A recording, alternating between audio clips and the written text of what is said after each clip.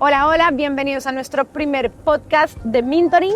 Para los que no nos conocen, en Mentoring ayudamos a founders de estudios de arquitectura, a emprendedores de la arquitectura a convertirse en empresarios. Nos ayudamos desde cómo organizar y cómo definir las bases de su emprendimiento, de su estudio de arquitectura, hasta cómo definir muy claramente los procesos, cómo automatizar lo máximo posible para que los estudios terminen convirtiéndose en empresas que funcionan como una máquina. La idea es que después de este primer video ustedes puedan ver cómo se ve una empresa en automático, porque muchas veces decimos que nuestro estudio esté estandarizado, que tenga los procesos definidos, pero la idea es que puedan ver cuál es ese paso a paso que puedan aplicar ustedes en sus estudios. Además de eso, yo creo que una de las cosas importantes, Manu, es sobre todo que sea un negocio sostenible en el tiempo. Puedan ser esa fuente de tranquilidad, de ingresos de absolutamente todos queremos cuando emprendemos y entendamos cómo crear un negocio alrededor de la arquitectura que sea sostenible. Yo digo un poco es dejar de ser una fundación sin ánimo de lucro, porque creo que los dos somos arquitectos, yo tengo mi estudio y entre los dos tenemos Mentoring y nos damos cuenta el desgaste tan brutal que existe por parte de los arquitectos y que no nos enseñan tanto a ser empresarios, así que preguntas que nos hagamos entre los dos. Yo empezaría un poquito por devolvernos a hablemos de Min y hablemos de cuál ha sido la historia de Min y hablemos de por qué existe, o sea, por qué llegamos a Mentoring. Excelente. Entonces, yo estudié arquitectura y por algún motivo me negaba a trabajar para alguien, como a construir el sueño de alguien. Dije, bueno, pues qué tan difícil puede ser. Trampa típica. Y uno le empieza a dar, digamos que la arquitectura tiene una trampa para mí, en que uno cierra a su primer cliente, o tiene esa primera persona que le dice, hey, quiero hacer un proyecto contigo, te entra esa primera plata y uno dice, voy a ser millonario, o sea, la arquitectura es un negocio facilísimo. Y después de mucho uno se empieza a estrellar, aunque sea en el caso de Min, yo me empecé a estrellar en darme cuenta que no era empresaria, que sabía diseñar muy bien, que podía hacer ¿Por qué sentías que no eras empresaria? Porque sentía que por 5 años la carrera estuvo completamente enfocada hacia conceptualización, espacialidad, flujos, como muy hacia el diseño y a la parte académica, pero nunca a los números y a un modelo de negocio, a cómo vendo, cómo genero contenido, o sea, un montón de cosas que dije, ok, pensé que hacer empresa era diseñar, cuando en realidad diseñar es un porcentaje muy chiquito. Que un poquito al margen y ya volvemos a lo otro, pero ¿qué porcentaje de tiempo gastas hoy en día diseñando? Un grillito. ¿Qué? Diseñando, yo creo que 2 horas a la semana, siendo generosa. Siendo generosa, que igual es un momento triste. Sí, eso iba, la triste realidad de cuando queremos ser arquitectos empresarios, vamos a ser más empresarios que arquitectos. Exactamente. Bien. Entonces, ese fue un poco el principio, que querías ser un poco más empresaria o no entendías en la carrera, pero después, ¿qué pasa en Min? ¿Cómo se ven esos primeros años en Min? Y para no ir tanto a la historia de cómo arrancaron, etcétera, que creo que eso es material para otro momento. ¿Cómo se veía la operación en Min al principio, o sea, cuando empezaron?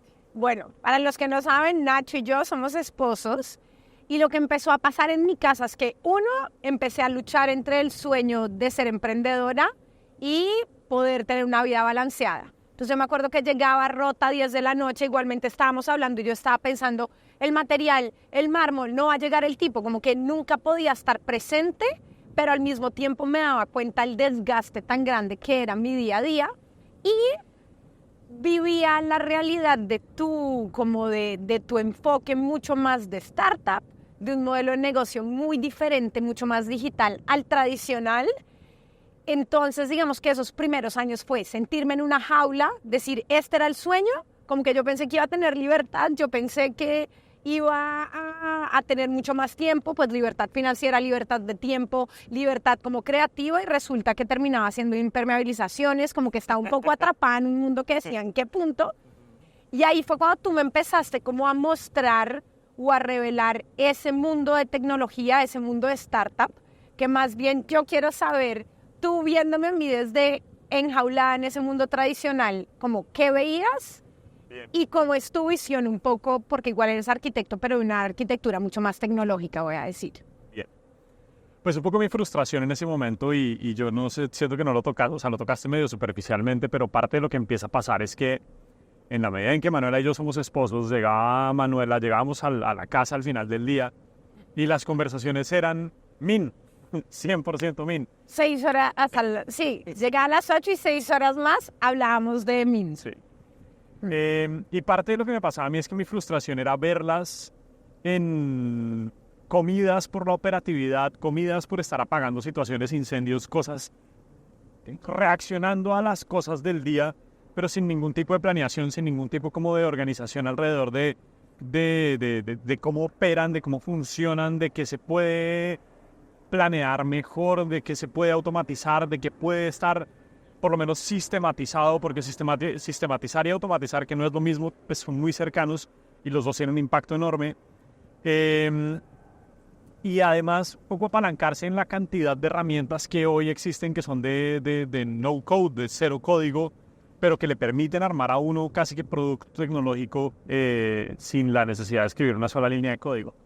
Entonces ahí fue cuando ya empecé bueno, eso sumado, digamos, a otras situaciones en las que estaba yo a nivel personal, que yo creo que las vamos a tocar ahorita en un momento, pero era también ese deseo de buscar maneras para que nuestras empresas, tanto la de Manuela como la mía, funcionaran sin que nosotros estuviéramos presencialmente en un lugar geográfico, que nos diera la libertad precisamente de estar en Lisboa o de estar en cualquier parte del mundo y que nuestras empresas, el estudio Min, en el caso de Manuela, siguiera funcionando normalmente.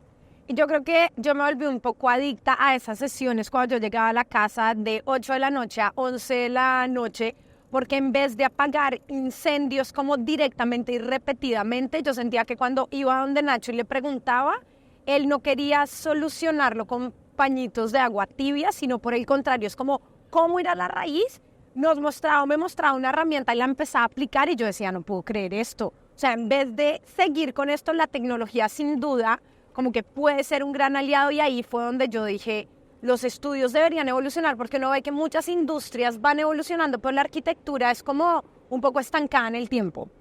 Sí, y ahí mencionas una cosa que me gusta mucho y es un tema que tocamos mucho en mentoring, y es la creación de sistemas. Yo soy una persona, yo siempre lo he dicho, yo no sé si es porque soy demasiado perezoso o demasiado eficiente, pero a mí me desespera, Las dos. o las dos, a mí me desespera la idea de ir a solucionar, digamos, un síntoma. Yo tengo que ir a solucionar la enfermedad, es decir, yo los esfuerzos los voy a ir a poner sobre la enfermedad 100% y no sobre el síntoma, porque muchas veces lo que pasa es, tengo dolor de cabeza, perfecto, y vamos y apagamos el dolor de cabeza, pero el problema subyacente, el problema de fondo sigue existiendo y sigue estando. Y entonces ahí, en un principio, lo que empezamos a hacer fue empezar a entender cómo podíamos crear sistemas para resolver la inmensa mayoría de temas que eran repetitivos. Cuando uno se pone a ver los problemas que tiene en un estudio, en una empresa, en cualquier parte, al final se da cuenta que la inmensa mayoría de veces los problemas se repiten, es decir, es el mismo problema que vuelve y pasa de diferentes maneras una y otra vez, pero si uno va y soluciona esa enfermedad de fondo, el problema se resuelve. Ahora, mi pregunta es, si uno pudiera aplicar el 80-20 a su empresa, porque lo que llevamos hablando un poco es que uno como arquitecto se desgasta mucho en la enfermedad, pero no a curarla, sino como a pañitos de agua tibia. ¿Cuál es un esfuerzo claro que uno puede hacer?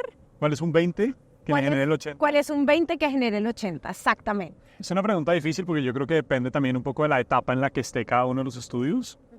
Pero para mí hay dos cosas que son de esas palancas que mueven la aguja violentamente. Ajá. Una es la definición de un nicho y una oferta clara. Es decir, cuando uno empieza a entender con mucha claridad a quién le está resolviendo algo y entiende quién es su nicho, entiende quién es su audiencia, entiende cómo se ven, qué les gusta, qué hacen, qué no les gusta, qué les da miedo, qué no les da miedo, etcétera. O sea, entienden perfectamente y a profundidad esa audiencia. Tiene uno ya una ventaja competitiva masiva. Eso le cambia a uno las ventas, le cambia a uno la forma en la que uno organiza, diseña su servicio, etcétera. Entonces, ese me parece que es uno de los grandes. Sí. Y el otro, sin duda, es la definición y sistematización de los procesos. Entonces, o sea, son de esas pequeñas cosas que solucionan muy de fondo. O sea, muchos de los dolores, por ejemplo, que nos transmiten con mucha frecuencia en los estudios, que, no sé, que les cuesta trabajo delegar, o que los equipos no logran que los equipos funcionen como ellos quieren que funcionen, o que hagan las tareas como les gustaría que las hicieran. Es dependiente de uno, que uno es el único que puede hacer las cosas. Uno es el único que puede hacer las cosas, que nadie más las hace como uno. Ese tipo de cosas, por ejemplo, no son sino síntomas de un problema de desorganización más de fondo. Entonces, en este caso, por ejemplo, la enfermedad se soluciona definiendo muy claramente los procesos, y la sistematización lo que hace es tener maneras que nos permita monitorear el seguimiento a esos procesos sin que seamos nosotros los que tenemos que estar haciendo y jugando el rol del policía que está encima viendo que las cosas pasen. De hecho, es justo de lo que uno se quiere salir, ¿no? Uno contrata gente, o en un principio, ahorita nos cuentas en MIN, pero uno contrata gente pensando que la gente le soluciona el problema, y después se da uno cuenta que está uno persiguiendo gente. Más incendios, exacto, y las cosas no se resuelven. Entonces sí, procesos y nicho de ofertas para mí. Bien, porque yo creo que estamos en un punto interesante, porque es como, ok, eso que tú narraste es en donde nosotros estábamos antes de decidir venirnos a vivir a este maravilloso país que es Portugal. Nosotros estábamos sentados diciendo qué rico vivir en Portugal, pero al mismo tiempo diciendo, pero nuestras empresas, ¿cómo van a operar? Esa sensación de antiguo paradigma de, si creo una empresa, tengo que ser esclavo de esta empresa, tengo que sacrificar mi vida por esta empresa. Gracias a Dios por la pandemia, teníamos muchos días como para pensar y decir, hey, ¿por qué no? Como, ¿por qué no salirse de esta rueda de las creencias que uno tiene, cosas que son posibles o no posibles? Y en el punto en donde definimos como definitivamente nuestro sueño de vida más grande es seguir siendo empresarios, pero hacerlo virtualmente, que antes de la pandemia creo que el virtualmente era lo más raro que podíamos decir. Y sobre todo, esto, pues seguro también negocios tan tradicionales como es la arquitectura. Y en el momento en donde decidimos nuestro reto de los próximos 6 meses era cómo hacer que nuestras empresas funcionaran de manera virtual y que no nos necesitaran presencialmente. Entonces, cuéntame en el momento en donde nosotros definimos ese reto, ¿cuál fue como el plan de acción y cuáles eran como esa pared o esos callejones con los que nos estrellábamos? Ahí hubo muchas cosas que fueron, digamos, muy, muy fortuitas y muy de suerte, porque nosotros nos pusimos esta meta hacia finales de 2019. Muchas de las cosas, por lo menos en MIN, ya funcionaban bastante bien. O sea, creo que la inmensa mayoría de cosas funcionaban ya bastante. Todo por lo menos era muy estándar, muy sistematizado, muy todo. Muchas cosas seguían siendo presenciales, las sesiones con los clientes eran presenciales, había muchas cosas presenciales.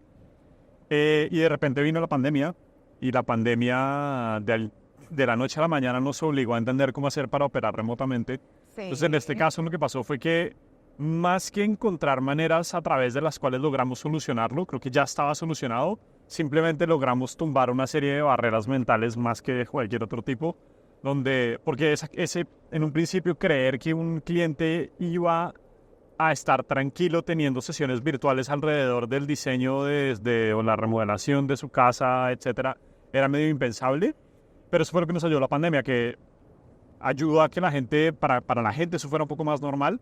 Y de ahí para adelante ya fue simplemente no echar para atrás y no devolverse. Y para mí también hubo un punto en el caso de yo como founder de una empresa de arquitectura, yo tenía la creencia en que mi cliente siempre se quiere reunir conmigo. Si yo no soy el que lo atiendo, si yo no soy el que estoy, no van a estar satisfechos. Y ahí es en donde tú me confrontabas y ahí venía esa mentalidad que tú tienes mucho más startupera, de escalabilidad, de automatizaciones, que es como, ok, si tú tienes en este momento 7 clientes y cada uno de los clientes te consume X horas, eso quiere decir que va a ser un cuello de botella. Entonces eso quiere decir que si tú...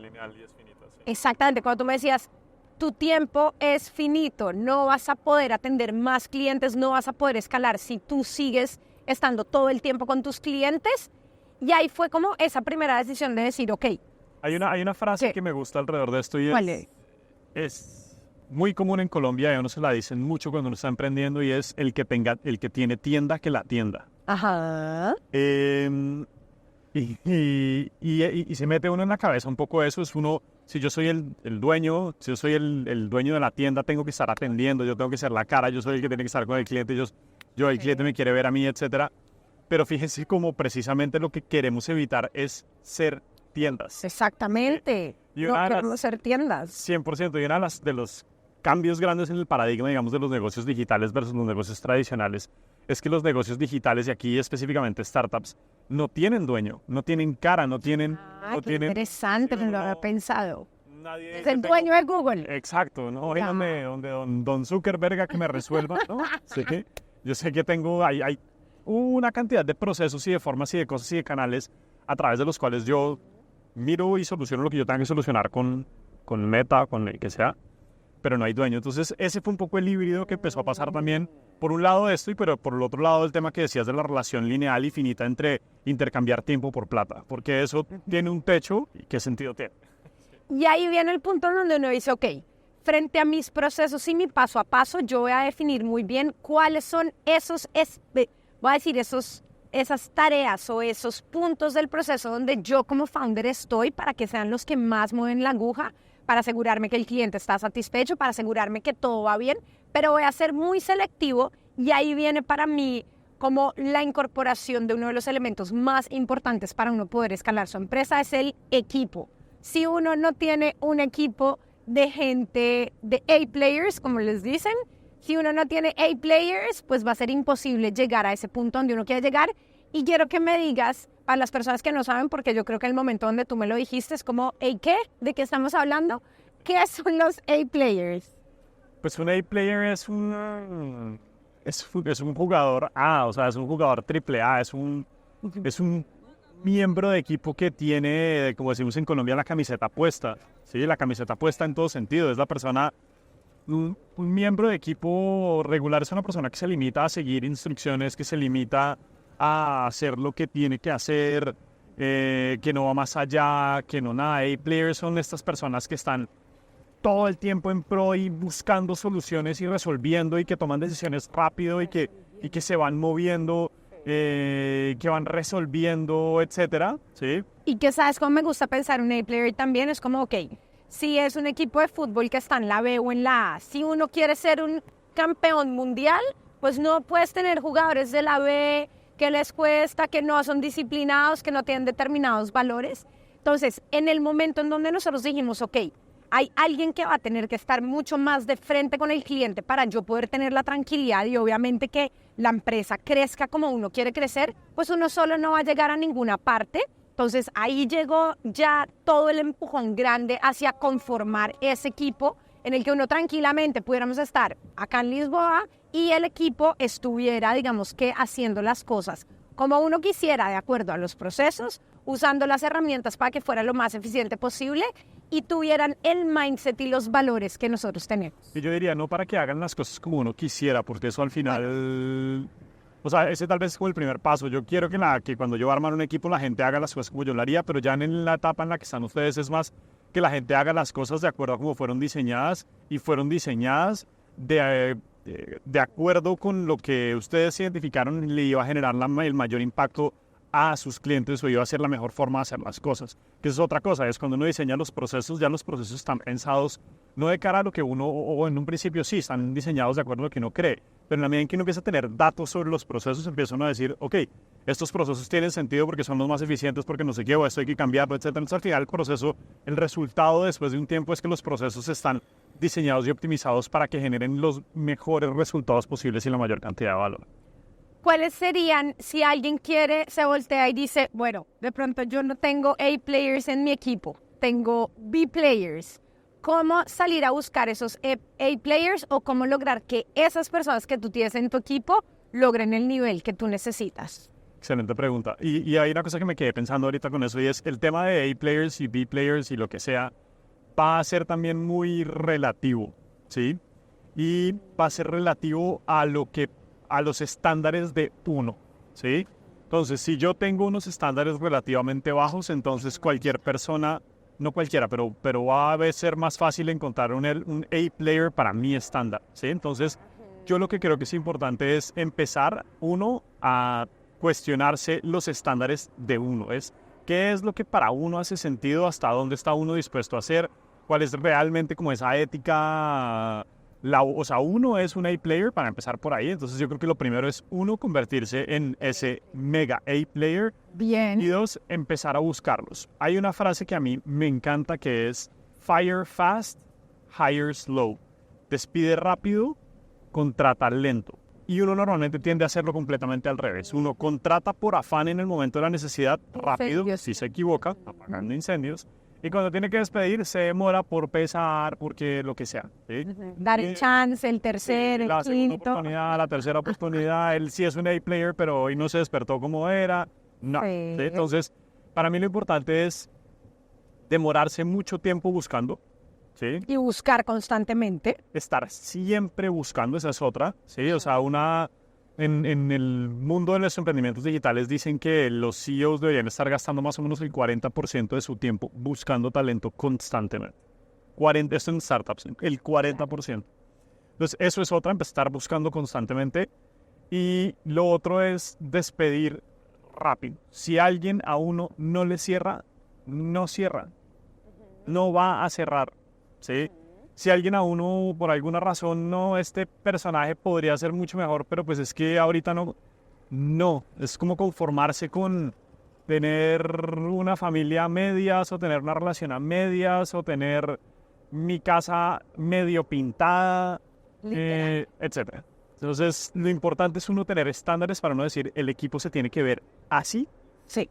y cómo hago para salir, uno, a buscarlo, y dos, cómo hago para purgar o mantener Purgar. los purgar. estándares dentro del equipo como debe ser. Bien. Y a mí hay una cosa que me parece fundamental en la parte de la creación de equipo, es dejar de pensar Laura, Daniela, Ignacio, o sea, pensar el equipo de uno como personas, sino hay que empezar a pensarlos con roles. ¿Cuáles son esos roles? ¿Cuál es esa estructura de equipo? ¿Cuáles son las tareas que cada uno de ellos hace? Porque creo que uno de los mayores errores es que si uno es todero, el equipo de uno va a ser todero y uno se termina volviendo muy dependiente de Ignacio. ¿Por qué? Porque es la única persona que sabe cómo se hacen las cosas, que lo hace a su manera, que hace las tareas como todo lo que le pongan, versus cuando uno sabe qué tareas tiene que hacer y qué skills necesita por parte de su equipo, estar en esa búsqueda de ese talento va a ser muchísimo más fácil. Claro, porque además, cuando uno arma los roles en función a personas,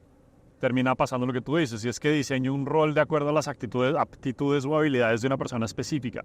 En vez de definir cuáles son las aptitudes o las características o lo que sea que necesita este rol para poder cumplir esta serie de tareas, y con base en eso voy y busco a la persona, y que si esta persona que hoy se llama Nicolás, pero mañana se llama María y pasado mañana se llame como se llame, no importa porque es un rol, y eso es súper importante, porque ese sí tiende también a hacer que uno termine maniatado, amarrado, crea unos roles en función a personas y después no logra uno clonar a la persona que o bien se fue o lo que sea, o lo que sea. Y no hay cómo empatar a una persona con el rol. Entonces siempre es muy, muy importante definir roles y después ponerle nombre, o sea, personas a esos roles y no al revés. Bien.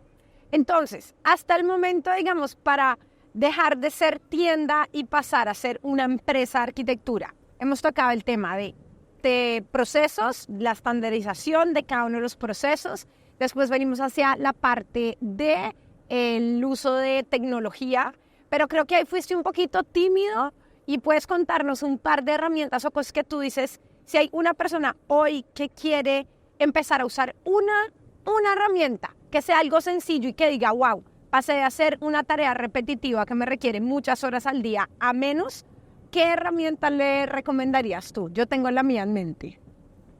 O sea, yo tengo una herramienta en mente, lo que pasa es que creo que hoy recomendarles una herramienta iría un poco en contravía de lo que yo creo, o sea, sería traicionarme a mí mismo. Típico en las preguntas, yo soy obsesionada por hacer, si pudieras comer 3 platos el resto de tu vida, si solamente puedes tener un amigo, entonces, bueno, desarrollalo tú. No, a ver, yo creo que para mí la que más mueve la aguja es la plataforma de seguimiento de procesos. O sea, en este caso la que nosotros usamos es Pipefy.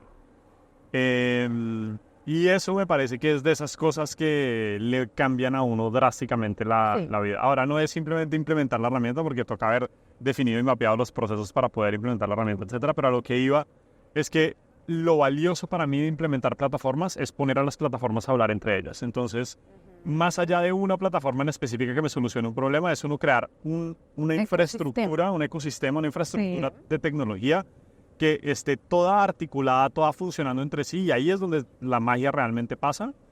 Entonces, casi que yo digo, listo, Pipefy si tuviera que recomendar una para que se usara suelta, pero para mí la reina de reinas es la integradora de Zapier.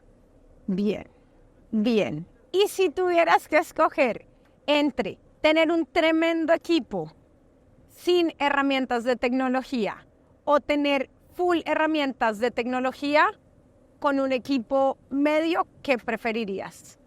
Uf, yo... Hoy esto está horrible, pero a ver, yo creo que yo me iría por un gran equipo sin muchas herramientas. Ok. Creo que es mucho más fácil, o sea, creo que uno logra hacer cosas con un muy buen equipo sin herramientas, Bien. pero creo que va a ser muy difícil por más herramientas que yo tenga. Si yo tengo un mal equipo, tampoco voy a poderlo. Me gustó. Hacer muchas cosas. Pensé que ibas a escoger tecnología, entonces quedo muy satisfecha con tu respuesta. Excelente. Ya entrando un poquito más acerca de lo que hoy es mentoring, ¿cuál es tu rol en mentoring y cómo puedes tú ayudar a los estudios de arquitectura o cómo ayudas tú a los estudios de arquitectura? Muy bien.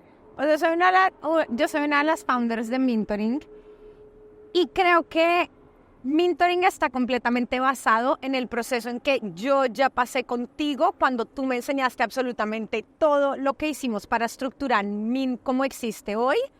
Entonces yo tengo la capacidad de entender muy bien cuáles son esos dolores, esos retos que le pasa al arquitecto, cómo es su día a día.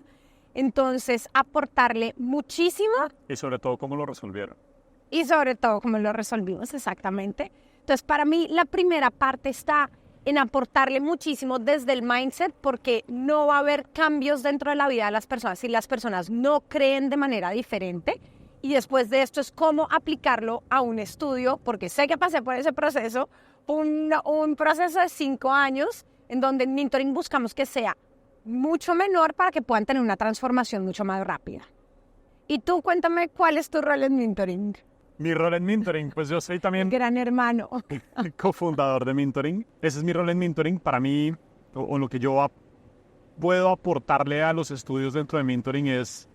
yo traigo toda la parte tecnológica, esa visión un poquito más desde afuera, porque yo no estoy metido en la operación de un estudio de arquitectura, entonces tengo la posibilidad de verlo desde afuera. Y toda la implementación de herramientas y de cosas para crear sistemas e infraestructura que permita que lo que hagamos se haga de la mejor manera posible. Todo, sí, y además de la forma más estructurada posible, igual desde la perspectiva, digamos, del emprendimiento, de cómo se organiza, de cómo tiene uno un nicho, de qué es un nicho, de cómo es crear producto o servicios que estén diseñados para resolverle una necesidad a alguien y no al revés empezar a tratar de crearle un mercado a un servicio, etc. Eso diría yo que es mi... Y me parece que has sido tímido con el tema de consecución de clientes. Exactamente. Poco faltaba. Para los que no saben, Nacho, además de mentoring, también tiene una empresa de marketing. Cuéntanos un poquito sobre eso para entender cómo es esa adquisición de clientes, que es un dolor gigante por esa dependencia del voz a voz que nosotros como arquitectos tenemos. Bien, entonces sí, como decía Manu cuando le estábamos contando hace un rato el tema de que queríamos organizar nuestras empresas para venirnos a vivir a Lisboa, mi empresa es una agencia de marketing digital. Nosotros trabajamos principalmente con constructoras, ayudándolos a vender sus proyectos. Pero en el caso de Min, me metí yo y con mi equipo a entender cómo hacer para crear estrategias de adquisición de clientes que fueran predecibles y constantes. A mí esas son 2 palabras que se me han quedado muy marcadas siempre en el mundo de la adquisición, y es predecible y constante. ¿Cómo hacer para que el flujo de clientes sea predecible y constante? Y eso es lo que yo también, eso es parte de mis módulos dentro de mentoring, y es cómo crear una estrategia de adquisición de clientes. Entonces, no solamente desde la parte de marketing, no solamente cuál es la lógica alrededor de la estrategia de adquisición, ¿cierto? Porque está el lado pago, pero también está el lado orgánico de cómo crear una marca personal, de cómo crear contenido que funcione, cómo convertir el canal orgánico en un canal de adquisición de clientes, sino también todo el tema y todas las lógicas de una llamada de ventas, de cómo realmente vender y de cómo vender efectivamente. Entonces, ese es uno de los componentes también importantes. Que yo creo que esta parte de dejar de depender el voz a voz puede ser para un podcast completo, porque siento que es un dolor muy grande. Tenemos un desconocimiento y una oportunidad de cómo creamos esa maquinita de ventas. Sí, total, total. Y es una cosa que me ha impresionado mucho y es esa dependencia del voz a voz. Y tengo que decir una cosa y es, la dependencia es un tema, pero la inmensa mayoría de estudios están además súper orgullosos de depender del voz a voz. Sí. Y el voz a voz es lindo porque el voz a voz es un validador de que estamos haciendo las cosas bien, pero es un peligro. Depender del voz a voz es un peligro. Así que sí. Excelente, se lo dejamos para otro podcast. Muy Bien, Manu, entonces con eso creo que estamos cerrando nuestro primer podcast. No olviden suscribirse, déjennos en los comentarios también qué temas les gustaría que tocáramos en próximos podcasts. Les vamos a dejar también en la descripción un link para los que llegaron, solamente para los que llegaron al final de este video, de acceso a la comunidad gratuita que tenemos para arquitectos en School. Ahí tenemos un curso gratuito que es un extracto, digamos, de uno de nuestros, del curso grande nuestro, uno de nuestros programas, que seguro les va a ayudar mucho a que o bien logren pasar de ser un arquitecto independiente y empiecen el camino del emprendimiento hacia ser empresarios, pero también si ya tienen un estudio para que empiecen a organizar su estudio y su estudio cada vez funcione más como una máquina. Manu, gracias. Excelente. Nos vemos en el próximo. Chao, chao.